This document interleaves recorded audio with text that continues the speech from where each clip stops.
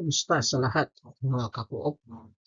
Ngayon pag-uusapan natin ang tungkol sa pagkakaiba ng kooperatiba at asosasyon.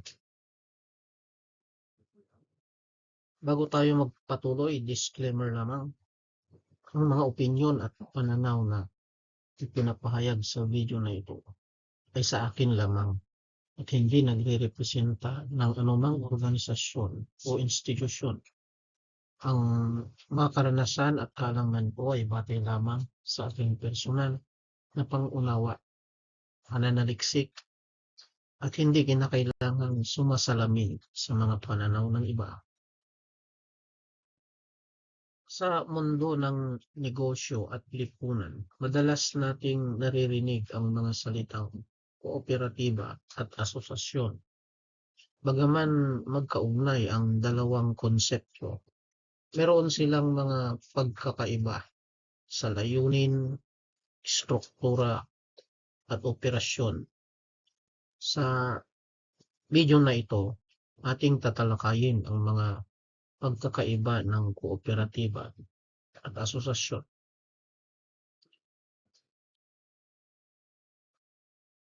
Ang kooperatiba ay isang uri ng negosyo na pag-aari at kontrolado ng mga membro nito. Ang layunin ng kooperatiba ay magbigay ng serbisyo o produkto sa mga membro sa abot kayang halaga. Ang mga membro ng kooperatiba ay nagtutulungan upang makamit ang kanilang mga layunin. Ang asosasyon naman ay isang grupo ng mga individual o organisasyon na nagkakaisa upang makamit ang isang karaniwang layunin. Ang asosasyon ay hindi kinakailangang magkaroon ng negosyo o kumita ng pera.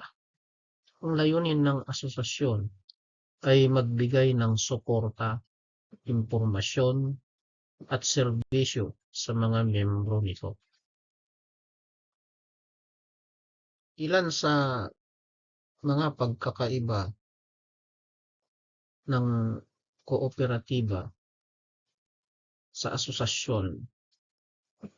Una ay sa layunin. Sa kooperatiba, ang layunin nito ay magbigay ng serbisyo o produkto sa mga membro nito. Samantalang ang asosasyon ay naglalayong makamit ang isang karaniwang layunin. Pangalawa, sa istruktura. Ang kooperatiba ay may strukturang negosyo.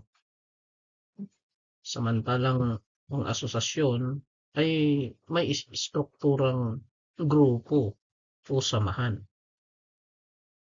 Pangatlo, sa operasyon. Ang kooperatiba ay nag-ooperate bilang isang negosyo. Samantalang ang asosasyon ay nag-ooperate bilang isang grupo o samahan. Sa pagtatapos, mahalagang malaman ang pagkakaiba ng kooperatiba at asosasyon. Ang dalawang konsepto ay may kani-kaniyang layunin, struktura at operasyon.